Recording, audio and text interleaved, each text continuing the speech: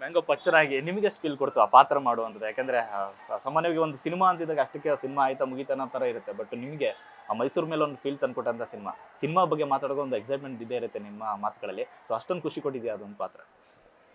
ಪಚ್ಚ ಅದ್ ಬಗ್ಗೆ ಹೇಳ್ತಾರದ ನನಗೆ ಫಸ್ಟ್ ಆಫ್ ಆಲ್ ನನಗೆ ಇಷ್ಟ ಆಗಿದ್ದು ಏನಂದ್ರೆ ಪಚ್ಚ ಬಂದ್ಬಿಟ್ಟು ನನ್ನ ಸ್ವಂತ ಒಂದು ಕ್ಯಾರೆಕ್ಟರಿಗೆ ತುಂಬ ಹತ್ತಿರವಾಗಿರೋ ಕ್ಯಾರೆಕ್ಟರ್ ಅದು. ಜಾಸ್ತಿ ಮಾತಿಲ್ಲ, ಯೋಚನೆ ಜಾಸ್ತಿ, ಸೈಲೆನ್ಸ್ ಜಾಸ್ತಿ. ಸೊ ಆ ಒಂದು ವಿಚಾರದಲ್ಲಿ ನನಗೆ ತುಂಬ ಹಿಡಿಸ್ತು ಆ ಕ್ಯಾರೆಕ್ಟರ್. ಅಂದರೆ ಓಕೆ, ಮೋಸ್ಟ್ಲಿ ಈ ಕ್ಯಾರೆಕ್ಟರ್ನ ಹಿಂಗೆ ತೊಗೊಂಡೋದ್ರೆ ಚೆನ್ನಾಗಿರುತ್ತೆ ಅನ್ನೋ ಒಂದು ಒಂದು ಫೀಲಿಂಗ್ ಇತ್ತು. ಆದರೆ ಬಟ್ ಹೌದು, ನಾನು ಹೇಳ್ದಂಗೆ ಓವರ್ ಆಲ್ ಲಾಸ್ಟ್ ದಿನ ಒಂದ್ಸತಿ ಮೇಕಪ್ ಹಾಕೊಂಡಾದ್ಮೇಲೆ ನನಗೆ ಅನಿಸ್ತು ಶೇಡ್ ಅಂದರೆ ಹೋಯ್ತು ಅಷ್ಟೇ, ಮುಗೀತು ಈಗ, ಪಚ್ಚ ಮುಗೀತು ಈಗ, ಈ ಕೂದಲು ಹೋಗುತ್ತೆ, ಎಲ್ಲ ಹೋಗುತ್ತೆ. ಖಂಡಿತವಾಗ್ಲೂ. ಬಟ್ ಅದು part of the process. Cinema ಒಂದು ಆ ಕ್ಯಾರೆಕ್ಟರ್ ಮುಗಿಸಾದ್ಮೇಲೆ ಅದನ್ನ ಅಲ್ಲಿಗೆ ಬಿಟ್ಬಿಡ್ಬೇಕು. ಸೊ ಫೀಲ್ ಆಗುತ್ತೆ, ಒಂಥರ ನಾಸ್ಟಾಲಜಿ ಅಷ್ಟೇ, ಅದು ಒಂಥರ ಬೇಜಾರು ಅಂತಲ್ಲ, ಒಂದು ರೀತಿಯಲ್ಲಿ ಫೀಲ್ ಆಗುತ್ತೆ. ಅಂದರೆ ಓಕೆ ಮುಗ್ದು ಹೋಯ್ತು ಈಗ ಏನಿದ್ರು ನೆಕ್ಸ್ಟಿಗೆ ಅಂತ. ಬಟ್ ಹೋಲ್ ಹಾರ್ಟೆಡ್ಲಿ ತುಂಬ ತುಂಬ ತುಂಬ ಒಳ್ಳೆ ಫೀಲಲ್ಲಿ ಮುಗಿಸಿದೀವಿ ಸಿನಿಮಾನ. ಸೊ ಆ ಒಂದು ಖುಷಿ ಇದೆ ನನಗೆ. ಪಚ್ಚ ಬರೀ ಫ್ಲವರ್ ಅಲ್ಲ, ಫೈರ್ ಹೌದು. ಖಂಡಿತವಾಗ್ಲು ಫೈರ್ ಅಂತೂ ಫೈರೇ. ಅವನು ಕ್ಲೈಮ್ಯಾಕ್ಸ್ ಅಲ್ಲೆಲ್ಲ ಬರೀ ಫೈರ್. ಸೊ ಒಂದಷ್ಟು ಸೀನ್ಗಳು ನೋಡ್ತಾ ಇದೆ ಅಂದರೆ ರಂಗಚಾರ್ಲಿ ಇದು ಅನ್ನೋ ಟೌನಲ್ಲಿ ಹತ್ರ ಇರ್ಬೇಕು ನಮ್ಮ ಮೇ ಬಿ, ಅಂದರೆ ಮೈಸೂರು ಪ್ಯಾಲೇಸ್ ಹತ್ರ ಇರುವಂಥದ್ದು ಒಂದು ನಾಟಕದ ಒಂದು ಸೆಟ್ ಇರುತ್ತೆ, ಅನ್ನೋದೊಂದು ದೊಡ್ಡ ಕಟ್ಔಟು, ಕಾಡೋದು ಏನೇನೋ ಒಂದಷ್ಟು ಇರುತ್ತೆ. ಏನದು ಸ್ಪೆಷಲ್ ಅಂತ?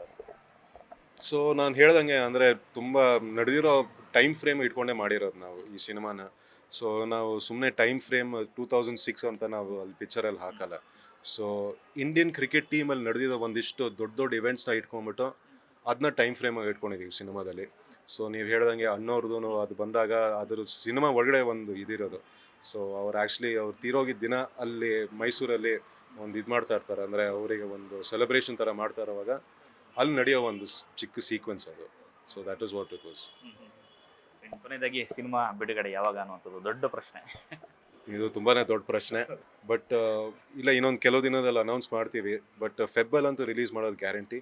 ಬಟ್ ದಿನ ಇನ್ನೂ ನೋಡ್ತಾ ಇದ್ದೀವಿ ಕರೆಕ್ಟಾಗಿ, ಅದೆಲ್ಲ ಕೂಡಿ ಬರಬೇಕು. ನಿಮಗೂ ಗೊತ್ತು ಸಿನಿಮಾದ ಹೆಂಗಿರುತ್ತಂತ.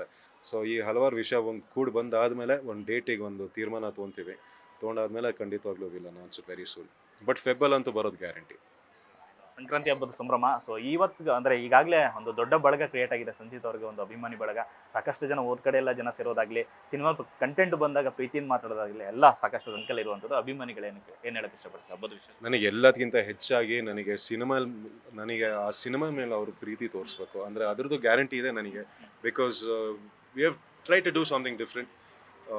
ಬಟ್ ನಾನು ಅದೇ ಹೇಳೋಣಲ್ಲ, ಅಂದರೆ ಚಿಕ್ಕ ವಯಸ್ಸಿಂದ ನೋಡ್ಕೊಂಡು ಬಂದಿದ್ದೀನಿ ನೀವೆಲ್ಲ. ಬಟ್ ಒಂದು ದಿನ ನಾನು ಇದನ್ನ ಅನುಭವಿಸ್ತೀನಿ ಅನ್ನೋದು ನನಗೆ ಆ ಎಕ್ಸ್ಪೆಕ್ಟೇಷನ್ ಇತ್ತು. ಬಟ್ ಆದಾಗ ಅದೊಂಥರ ಹೆಂಗೆ ಹೇಳಲಿ, ಒಂಥರ ಓವರ್ವೆಲ್ಮಿಂಗ್ ಫೀಲಿಂಗ್ ಅದು.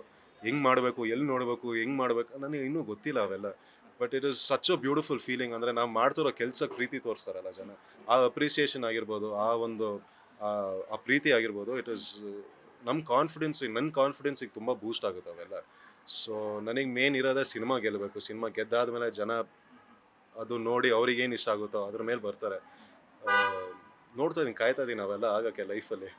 ಖಂಡಿತ ಆಗುತ್ತೆ. ಯಾಕಂದರೆ ಈಗ ವರ್ಕ್ ಆಗ್ತಿರೋದೇ ಪಿರಿಯಡಿಕ್ ಕತೆ ಕಂಟೆಂಟ್ ಸಿನಿಮಾಗಳು ಸಖತ್ತಾಗಿ ವರ್ಕೌಟ್ ಆಗ್ತಿರುವಂಥದ್ದು. ಸೊ ಅದೇ ಹಾದಿನಲ್ಲಿ ಇದು ಕೂಡ ಇರುವಂಥದ್ದು. ಜೊತೆಗೆ ಸಿನಿಮಾದ ಕಂಟೆಂಟನ್ನು ಜನ ಇಷ್ಟಪಟ್ಟು ಅದೇ ಭಾಳ ಮುಖ್ಯವಾಗಿರುವಂಥದ್ದು. ಅದೆಲ್ಲವೂ ಆಗಿದೆ. ಆಲ್ ದ ಬೆಸ್ಟ್ ಸರ್, ಒಳ್ಳೆಯದಾಗಿ ದೊಡ್ಡ ಸಕ್ಸಸ್ ಆಗಲಿ. Thank you so much. Thank you sir. ನೋಡಿಲ್ಲ ಇದಿಷ್ಟು ಸಂಚಿತ್ ಅವರ ಮಾತು. ಕ್ಯಾಮ್ರಾ ಪರ್ಸನ್ ಅವರಾಜ್ ಜೊತೆ ಲೋಕೇಶ್ ನ್ಯೂಸ್ ಫಸ್ಟ್, ಬೆಂಗಳೂರು.